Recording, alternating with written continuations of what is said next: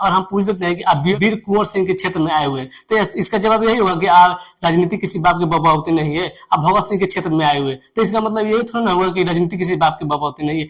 आप उस चीज को समझिए कि क्या आप बोल रहे हैं, क्या लोग पूछे उस चीज को जवाब दीजिए ना। आप अच्छे से बोल देते हैं कि हाँ चलिए अच्छी बात है, पवन सिंह सुपरस्टार है, भोजपुरी का नाम रोशन किया है, भोजपुरी इंडस्ट्रीज को बहुत विदेशों तक ले गया है, बहुत अच्छे व्यक्ति है।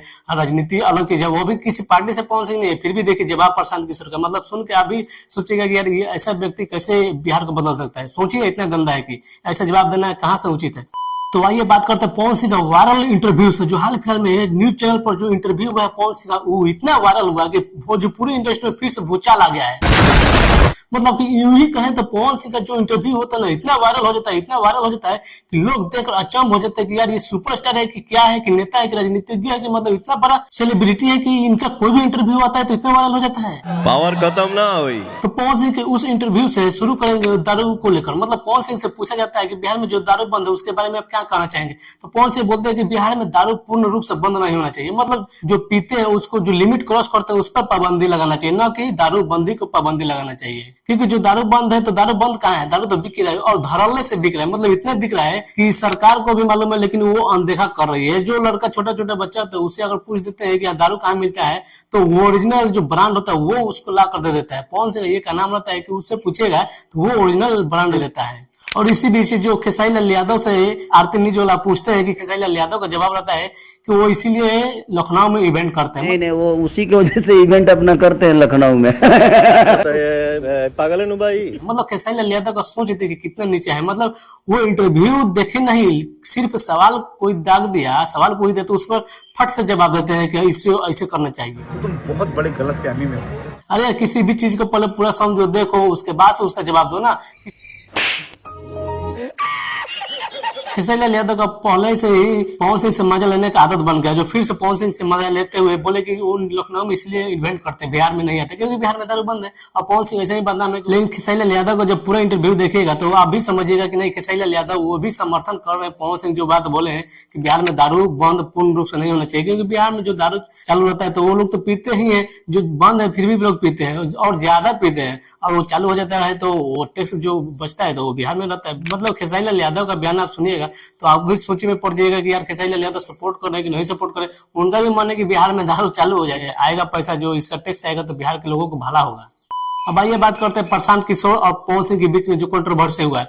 मतलब प्रशांत किशोर जो जाते हैं पवन सिंह के क्षेत्र में तो लोग पूछ देते हैं, इंटरव्यू वाले जो मीडिया वाले होते हैं वो पूछ देते हैं कि आप पवन सिंह के क्षेत्र में आए हुए हैं, क्या करना चाहेंगे, तो प्रशांत सिंह का ऐसा जवाब रहता है कि आप सुनकर मतलब सोचिएगा कि ये यार नेता लायक है या नेता लायक नहीं है।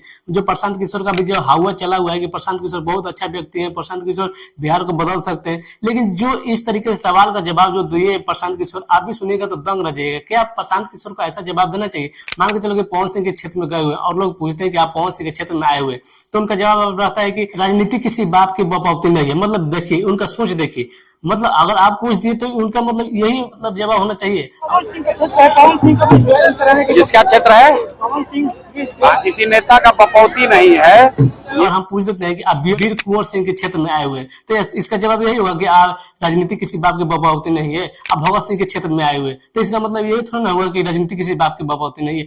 आप उस चीज को समझिए कि क्या आप बोल रहे हैं, क्या लोग पूछे उस चीज को जवाब दीजिए ना। आप अच्छे से बोल देते हैं कि हाँ चलिए अच्छी बात है, पवन सिंह सुपरस्टार है, भोजपुरी का नाम रोशन किया है, भोजपुरी इंडस्ट्रीज को बहुत विदेशों तक ले गया है, बहुत अच्छे व्यक्ति है, राजनीति अलग चीज है, वो भी किसी पार्टी से पवन सिंह नहीं है, फिर भी देखिए जवाब प्रशांत किशोर का। मतलब सुन के आप भी सोचिएगा कि यार ये ऐसा व्यक्ति कैसे बिहार को बदल सकता है। सोचिए इतना गंदा है कि ऐसा जवाब देना कहाँ से उचित है। तो अच्छा से व्यक्ति जवाब दे सकता था कि अच्छा व्यक्ति है पवन सिंह, उसके क्षेत्र में आए हुए, हमें खुशी हो रहा है, लेकिन नहीं, उनको मतलब कंट्रोवर्सी करना, वो अपने आप को सोच रहे हम बहुत व्यक्ति हैं, बहुत अच्छे व्यक्ति हैं, मतलब कि ऐसा जवाब दे दिए तो हम बहुत अच्छा कहलाएंगे। शर्म करो, भगवान से डरो। यार आप अच्छा नहीं कहलाइएगा, आप नीच सोच का व्यक्ति हो गए। प्रशांत किशोर जी, आपको ऐसा सोचना चाहिए कि पवन सिंह बहुत बड़ा सुपरस्टार है, आपको ऐसा जवाब नहीं देना चाहिए। पवन सिंह कोई पर्टिकुलर पार्टी से नहीं है, अभी निर्दलीय लड़े हुए हैं, निर्दलीय इतने वोट ला दिए थे, 3.25 लाख के करीब लाए हुए थे। ये तो वही बात हो गया ना, जो पवन सिंह से पूछा गया कि मुद्दे के बारे में क्या कहना चाहते हैं, तो पवन सिंह जवाब नहीं जुटा हुआ था, तो पवन सिंह को लोग बहुत ज्यादा ट्रोल के, कंट्रोवर्सी भी हुआ। उसी तरीके से प्रशांत किशोर भी जवाब देते हैं। इनको ये तो मतलब पढ़े लिखे व्यक्ति हुए ना, ये मुख्यमंत्री के पद पर जाने वाले हैं ना, इसीलिए ना चुनाव लड़ रहे हैं। तो पवन सिंह के जो क्षेत्र में गए हुए हैं उनके जवाब में अच्छा जवाब देना चाहिए जो लोग पूछे हैं, लेकिन नहीं, उल्टा सीधा कुछ भी जवाब दे दिए बिना सोचे हुए।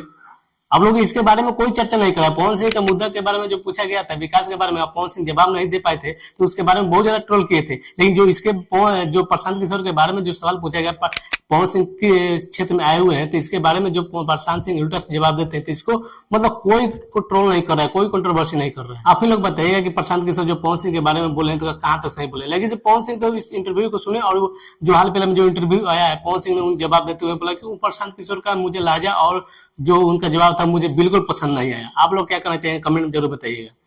तो चलिए अब बात करते हैं मराठी की भाषा के बारे में, जो मुंबई में अभी हाल फिलहाल में जो छिड़ा हुआ है कि मराठी भाषा सीखेंगे तभी मुंबई में रहेंगे। अभी निरहुआ भी जवाब देते हुए बोले कि हमें मराठी नहीं आती, हम हिंदी में भाषा में प्रयोग करते हैं और भोजपुरी बोलते हैं। उसी तरीके से पवन सिंह ने भी जवाब देते हुए बोला कि हमें मराठी नहीं आती और नहीं बोलते हैं, और मुंबई में ही काम करेंगे, आपको जो करना है कर लीजिएगा, ज्यादा से ज्यादा क्या कीजिएगा, मार भी दीजिएगा ना। लेकिन पवन सिंह अभी मराठी नहीं बोलते और नहीं बोलेंगे, और वो मुंबई में काम करेंगे।